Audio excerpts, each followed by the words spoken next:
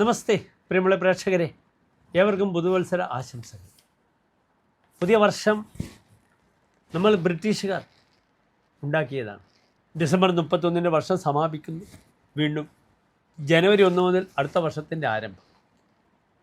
2025 December 31 വളരെ പെട്ടെന്ന് കഴിഞ്ഞു.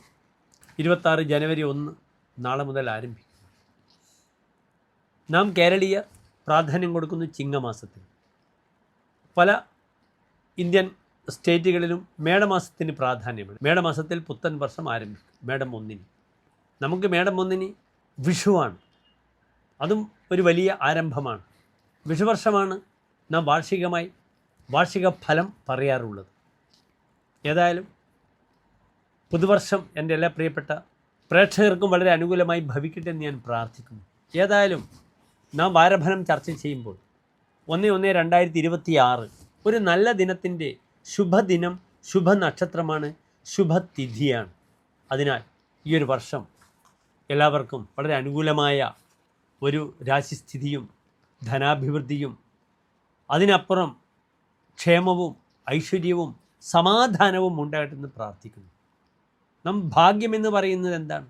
അയാൾ ഭാഗ്യവാനെന്ന് പറയുമ്പോൾ അവിടെ ഭാഗ്യമെന്ന വാക്കിന് നിർവചനം ഇപ്രകാരമാകുന്നു: ആരോഗ്യം, അഖിലാഭീഷ്ട കാര്യസിദ്ധി, ധാര ആത്മജാതിഭിർ ഹർഷഃ ഭാഗ്യമിത്യുദിതം ബുധൈഹി. പണ്ഡിതന്മാർ ഭാഗ്യമെന്ന വാക്കിന് ഇപ്രകാരം അർത്ഥം പറയുന്നു: ആരോഗ്യം, ഹെൽത്ത് ഉണ്ടാവുക, അഖിലാഭീഷ്ട കാര്യസിദ്ധി, താൻ ആഗ്രഹിച്ച കാര്യങ്ങളൊക്കെ നടക്കുക, ധാര ആത്മജാതിഭിഹി ഹർഷഃ, തൻ്റെ ഭാര്യ, സന്താനങ്ങൾ ഇവരോടുകൂടിയുള്ള സന്തോഷം. ഇതാണ് ഭാഗ്യം.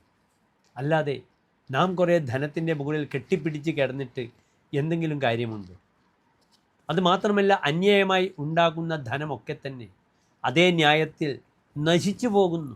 അന്യായമായി വെട്ടിപ്പിടിക്കുന്ന ഒന്നും തന്നെ ശാശ്വതമല്ല. ചാണക്യ സംഹിതയിൽ ചാണക്യൻ പറഞ്ഞിട്ടുണ്ട്: അന്യായേന ആർജിതം ധനം തന്യായേന വിനശ്യതി. അല്ലയോ, അന്യായമായി നിങ്ങൾ ഉണ്ടാക്കുന്ന ധനം അതേ ന്യായത്തിൽ നശിച്ചു പോകും. പ്രാപ്തേതു ഷോഡശേ വർഷേ സമൂലം തദ് വിനശ്യതി. അങ്ങനെ ധനം നശിക്കും. നശിച്ചില്ലെങ്കിൽ 16ാമത്തെ വർഷം അത് മുഴുവനും നശിച്ചു പോകുമെന്ന് പറയുന്നു. നമ്മുടെ മുന്നിലുള്ള എല്ലാ ഉദാഹരണങ്ങളും അങ്ങനെയാണ്. അപ്രകാരമാണ് അന്യായമായി പിടിച്ചു പറിച്ചുണ്ടാക്കിയ സ്വത്തുവകകൾ MLA മാർ, MP മാർ അല്ലെങ്കിൽ മന്ത്രിമാരൊക്കെ എത്രയോ ഉണ്ടാക്കുന്നു. അത് അപ്രകാരം തന്നെ പിന്നീട് കേസും അഴിമതിയും എത്ര മന്ത്രിമാർ ജയിലിൽ പോയി കിടക്കുന്നത് നാം കണ്ടു. എത്ര ഉണ്ടാക്കിയാലും തൻ്റെ പൊസിഷൻ നഷ്ടപ്പെടുമ്പോൾ ഹൃദയം പൊട്ടി മരിക്കുന്ന എത്ര പേരും നാം കാണുന്നുണ്ട്. ഒരു സമാധാനമില്ലാതെ അവസാനം അതുവരെ രാജകീയമായ സൗകര്യങ്ങളിൽ ജീവിച്ച വ്യക്തി പിന്നെ അതൊക്കെ നഷ്ടപ്പെടുമ്പോൾ അനുഭവിക്കുന്ന മാനസിക പ്രയാസം നാം ചത്തത്തിനൊക്കുമേ ജീവിച്ചിരിക്കലും എന്ന് പറയുന്നതിന് തുല്യമാണ്. 1201 ധനു 17 മുതൽ 23 തീയതി വരെയുള്ള 1/1/2026 മുതൽ 7/1/2026 വരെയുള്ള വ്യാഴാഴ്ച മുതൽ അടുത്ത വ്യാഴാഴ്ച വരെയുള്ള ഒരാഴ്ചത്തെ ഫലമാണ് നാം ചർച്ച ചെയ്യുന്നത്. ഈ സമയത്തുള്ള ഗ്രഹസ്ഥിതിയും നിങ്ങൾ ശ്രദ്ധിക്കണം. മേടൻ രാശിയിൽ ഗ്രഹങ്ങളില്ല. നാം ചിന്തിക്കുമ്പോൾ ഇന്നത്തെ ദിനം രോഹിണി നക്ഷത്രമാണ്. ഇടവത്തിൽ ചന്ദ്രനുണ്ട്, മിഥുനത്തിൽ വ്യാഴം, ചിങ്ങത്തിൽ കേതു, ധനുവിൽ സൂര്യൻ, ചൊവ്വ, ബുധൻ, ശുക്രൻ. അവിടെ ചൊവ്വയ്ക്കും ബുധനും ശുക്രനുമൊക്കെ മൗഢ്യം കൊടുത്തിട്ടുണ്ട് സൂര്യൻ. പക്ഷേ ഒരേ രാശിയിലെ മൗഢ്യത്തിന് വലിയ പ്രസക്തിയില്ല. കുംഭത്തിൽ രാഹു, മീനത്തിൽ ശനി. ഇങ്ങനെയാണ് ഗ്രഹസ്ഥിതി. ഇനി നമുക്ക് ഓരോ രാശിക്കാരുടെയും ശുഭാശുഭ ഫലങ്ങളാണ് നാം ചർച്ച ചെയ്യുന്നത്.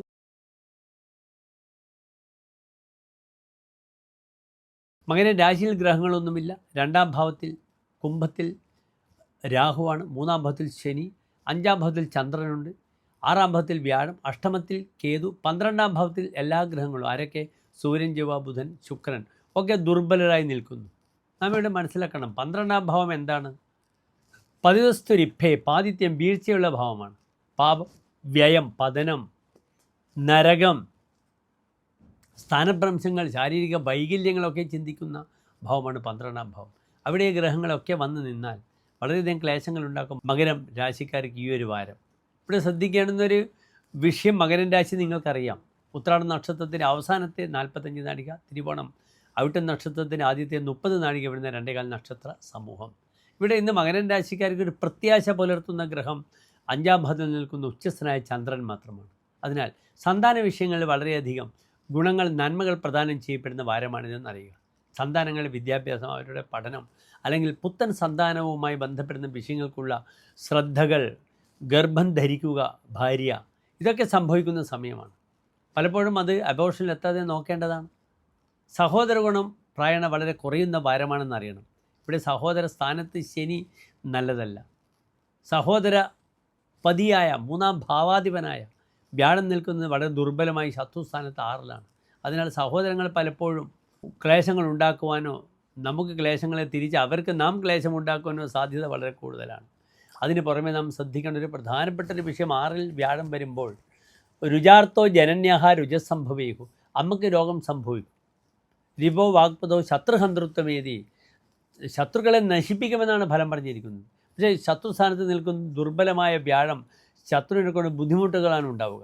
തൻ്റെ കർമ്മമേഖലയിൽ തന്നെ ശത്രുക്കൾ മൂലം തനിക്ക് ജോലി നഷ്ടപ്പെടുക, ജോലി സംബന്ധമായ ക്ലേശങ്ങൾ വരാൻ കൂടുതൽ സാധ്യതയാണ് ഈ ഒരു വാരത്ത്. കാരണം കർമാധിപനായ ഗ്രഹം ശുക്രൻ നിൽക്കുന്നത് 12-ലാണ്. ജനാനാം വിരോധം സദാ അസൗ കരോതി, 12-ലെ ശുക്രൻ്റെ ഫലം പറഞ്ഞിരിക്കുന്നത്. ജനങ്ങളുടെ വിരോധം ഇയാൾ വാങ്ങിയിരിക്കും. അതിനാൽ പലപ്പോഴും ജോലി ചെയ്യുന്നവർ വളരെ ശ്രദ്ധിക്കണം. അനാവശ്യമായി പബ്ലിക്കുമായി വലിയ തർക്കങ്ങൾ ഉണ്ടാകാം. പ്രത്യേകിച്ച് രജിസ്ട്രേഷൻ വകുപ്പ് അല്ലെങ്കിൽ ആരോഗ്യ വകുപ്പിലൊക്കെ ജോലി ചെയ്യുന്നവരൊക്കെ തന്നെ താൻ എന്ത് ചെയ്താലും മറ്റുള്ളവർക്ക് കുറ്റമായി കണക്കാക്കും. കൈക്കൂലി കേസിൽ പെടാതെ വളരെ ശ്രദ്ധിച്ചുകൊള്ളു. കൈക്കൂലി കേസിൽ വിജിലൻസിൻ്റെ പിടിയിൽ അകപ്പെടുന്ന വാരമാണിത്. അതിനാൽ കൈക്കൂലി പണ്ടാരങ്ങളായ മകരൻ രാശിക്കാർ വളരെ ശ്രദ്ധിച്ചുകൊള്ളു. ഇല്ലെങ്കിൽ ധനനഷ്ടം മാത്രമല്ല, മാനഹാനി ഉണ്ടാകും. ജോലിയിൽ നിന്ന് പിരിച്ചുവിടുക, അല്ലെങ്കിൽ ജോലി സസ്പെൻഷനിൽ വരിക. ക്രൂരന്മാരായ പോലീസ് ഉദ്യോഗസ്ഥന്മാർക്ക് ജോലി നഷ്ടപ്പെടുകയും ചെയ്യും. ക്രൂരത സമൂഹത്തിനോട് കാണിക്കുന്ന സമയമാണ്. ശാരീരികമായി വളരെയധികം ശ്രദ്ധിക്കേണ്ടത് പാദങ്ങൾക്ക് പരിക്ക് വരാതെ നോക്കണം. മകരൻ രാശിക്കാർക്ക് പറഞ്ഞിരിക്കുന്ന ഫലം എന്താണ്? അധകൃശഃ, ശരീരത്തിൻ്റെ അധോഭാഗം, പാദങ്ങൾ വളരെയധികം മെലിഞ്ഞിരിക്കുമെന്നാണ്. അത് മുതലയാണ്, നിങ്ങൾക്കറിയാം, മാനിൻ്റെ മുഖമുള്ള മുതലയാണ്. അതിനാൽ പലപ്പോഴും പാദങ്ങൾക്ക് പരിക്ക് എപ്പോഴും മകരൻ രാശിക്കാർക്ക് വരാം. വെള്ളത്തിൽ വീഴാം, വെള്ളത്തിലുള്ള അപകടങ്ങൾ വരാം. സന്താനങ്ങൾക്ക് നല്ലതാണെന്ന് പറഞ്ഞു. അവരുടെ പഠനം, അവരുടെ യാത്രയ്ക്ക് വളരെ അനുകൂലമാണ്. പലപ്പോഴും സ്വർണം പണയം വയ്ക്കേണ്ട സമയമാണ് മക്കൾക്ക് വേണ്ടി. അല്ലെങ്കിൽ ശ്രദ്ധിക്കണം, മക്കൾക്ക് വേണ്ടി വാങ്ങിയ സ്വർണം നഷ്ടപ്പെടേണ്ടുന്ന സമയമാണ്. ബാങ്കിൽ വെച്ച് സ്വർണം തിരിച്ചെടുക്കാൻ പറ്റാത്ത അവസ്ഥ വരും. അതിനുമപ്പുറം ഏറ്റവും ശ്രദ്ധിക്കേണ്ടുന്ന വിഷയം, വീട്ടിൽ മോഷണം നടക്കാൻ സാധ്യത കൂടുതലാണ്. കള്ളന്മാർ വീട്ടിൽ പ്രവേശിക്കും രാത്രി സമയത്ത് പ്രത്യേകിച്ച്. കാരണം മകരൻ രാശി എന്ത് രാശിയാണ്? നിശാരാശിയാണ്, രാത്രി രാശിയാണ്. വീട്ടിൽ കള്ളൻ്റെ ഉപദ്രവം ഉണ്ടാകും. അതിനാൽ വളരെ ജാഗ്രതാപൂർവമായിരിക്കണം നീക്കങ്ങൾ നടത്തേണ്ടത്. ഇല്ലെങ്കിൽ വലിയ ബുദ്ധിമുട്ടുകൾ മകരൻ രാശിക്കാർക്ക് വരുന്ന വാരമാണിത്. ശ്രദ്ധിക്കുക. ഇവിടെ പരിഹാരമായി നിർബന്ധമായും ശത്രുദോഷ പരിഹാരം തന്നെ ചെയ്യണം. കർമ്മമുട്ടി ചെയ്യണം ഭദ്രകാളി ക്ഷേത്രത്തിൽ. അപ്രകാരം തന്നെ ഭദ്രകാളി ക്ഷേത്രത്തിൽ ശത്രു സംഹാര കുരുതിയും ചെയ്യണം. ശത്രുക്കൾ പോകട്ടെ, നമ്മളാരെയും ബുദ്ധിമുട്ടിപ്പിക്കേണ്ട. പക്ഷെ ശത്രുക്കളുടെ ഉപദ്രവം തനിക്ക് വരുന്ന വാരമാണെന്ന് അറിയുക. പരിഹാരങ്ങൾ ചെയ്യുക. നന്ദി, നമസ്തേ.